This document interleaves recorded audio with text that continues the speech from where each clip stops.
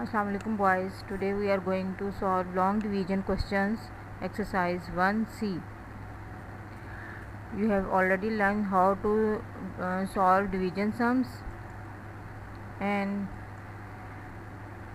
now we are going to solve question number 8. Write in long division form and divide. A part 4618 divided by 29.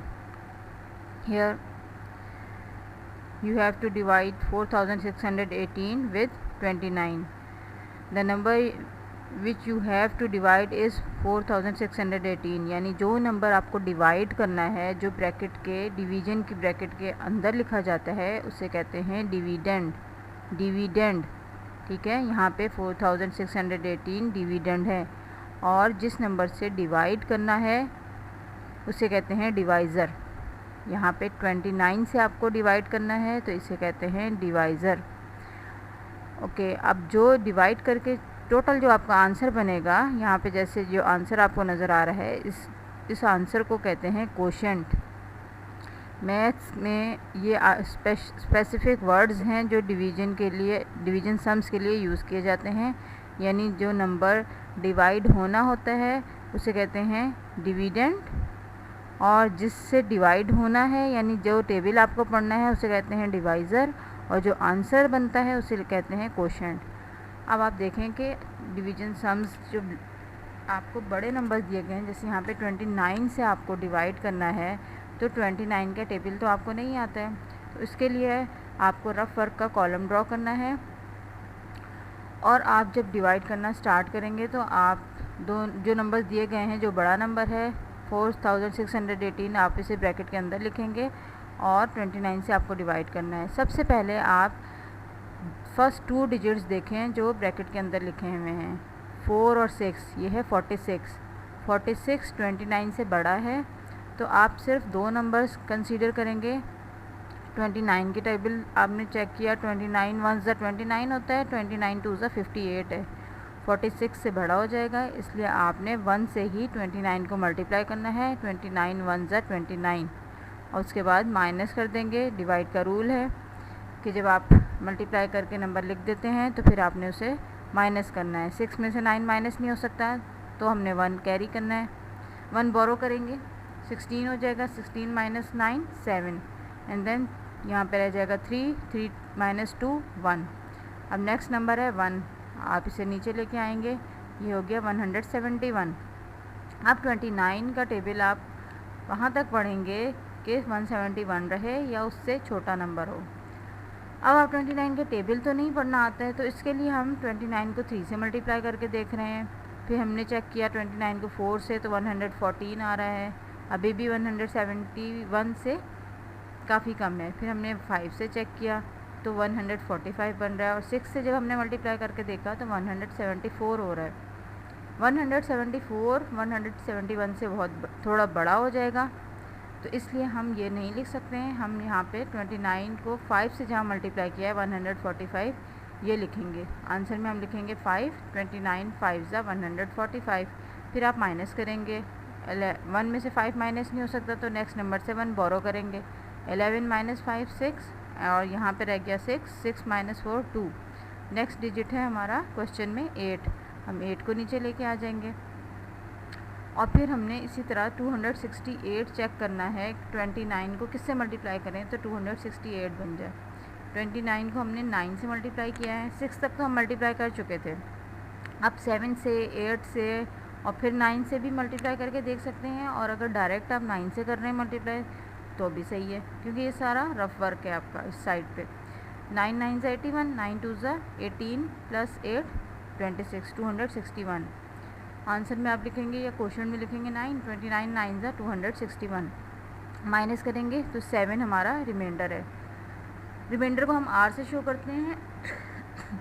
यहाँ पे मैंने आपको spelling लिख के बताया है कि इस नंबर को, जो रिमाइंडर को आर से शो करते हैं, ये डिविडेंड है। ये जिस नंबर को डिवाइड करना होता है, जिससे डिवाइड किया जाता है या जिसका टेबल पढ़ना है, उसे डिवाइज़र कहते हैं, और आंसर को कोशेंट कहते हैं। ये टर्म्स आपको ब्लैंक्स में या कहीं पे भी ये पूछी जा सकती हैं। इस क्वेश्चन में आप ये टर्म्स नहीं लिखें, क्योंकि इस क्वेश्चन में तो आपको सिर्फ क्वेश्चन सॉल्व करने के लिए कहा गया है लॉन्ग डिवीजन फॉर्म में, यानी इस तरह से लॉन्ग डिवीजन फॉर्म में क्वेश्चन सॉल्व करना है। Now come to the next question, B part. 9320 divided by 86।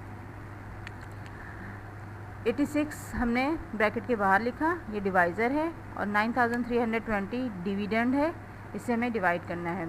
सबसे पहले हम फर्स्ट 2 डिजिट देख रहे हैं, 93 है, तो 86 का टेबल 1 से ही करेंगे। 86 1 ज़ा 86, उसके बाद माइनस करेंगे, 3 में से 6 माइनस नहीं हो सकता, तो 1 बोरो करेंगे। 13 माइनस 6 7, और फिर 2 नीचे ले आइए, तो ये हो गया 72। अब देखें 86 तो बड़ा नंबर है, 72 छोटा है, तो हमें नेक्स्ट डिजिट भी नीचे लाना पड़ेगा, लेकिन उससे पहले हम एक ज़ीरो आंसर में लगाएंगे।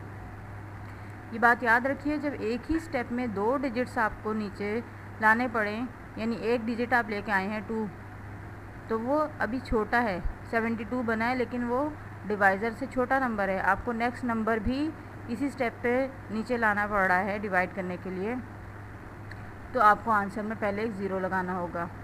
फिर आप यहाँ पे जो नेक्स्ट डिजिट था 0 ये ले आए हैं। अब आपने 86 को मल्टीप्लाई करके चेक किया रफ वर्क में, तो 86 को 8 से मल्टीप्लाई कर रहे हैं तो 688 है, और 9 से मल्टीप्लाई कर रहे हैं तो 774 है।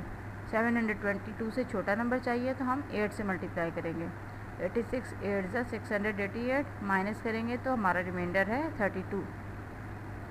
Okay, now come to the next question, C part. 3047 divided by 53।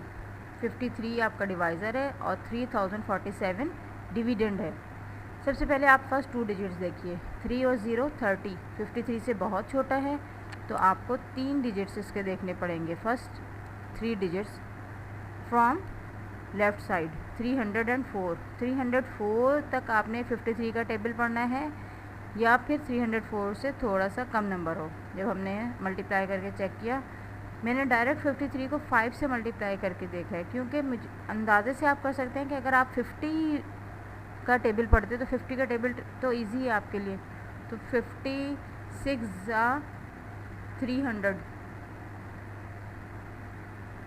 तो 53 को आपने 5 से मल्टीप्लाई करके चेक किया। 5 3 ज़ा 15 एंड 5 5 ज़ा 25 एंड 1 26, 265। और 53 को 6 से मल्टीप्लाई करके देख रहे हैं, तो 6 3 ज़ा 18, 1 कैरी, 6 5 ज़ा 30 प्लस 1 31। 318 बड़ा हो जाएगा, तो आपने 53 को 5 से मल्टीप्लाई किया। 265, इसको माइनस किया तो 39 यहाँ पे आ रहा है। उसके बाद आपने नेक्स्ट डिजिट है 7, 7 को नीचे ले आए हैं। अब आपने 53 को मल्टीप्लाई करना है कि 397, ये इससे थोड़ा कम नंबर है, तो हमने जब 7 से मल्टीप्लाई करके देखा, आप इसको लिए आप 5 6 7 से मल्टीप्लाई किया है। 7 3 ज़ा 21 और 2 कैरी, 7 5 ज़ा 35 प्लस 2 37, 371। 53 को 8 से मल्टीप्लाई करेंगे तो वो बहुत ज़्यादा बड़ा नंबर हो जाएगा, तो हम 7 से ही कर रहे हैं। 397 से छोटा रहेगा, माइनस करेंगे तो 26 रिमाइंडर है। इसी मेथड से अब आप इसके बाकी पार्ट्स भी सॉल्व करेंगे।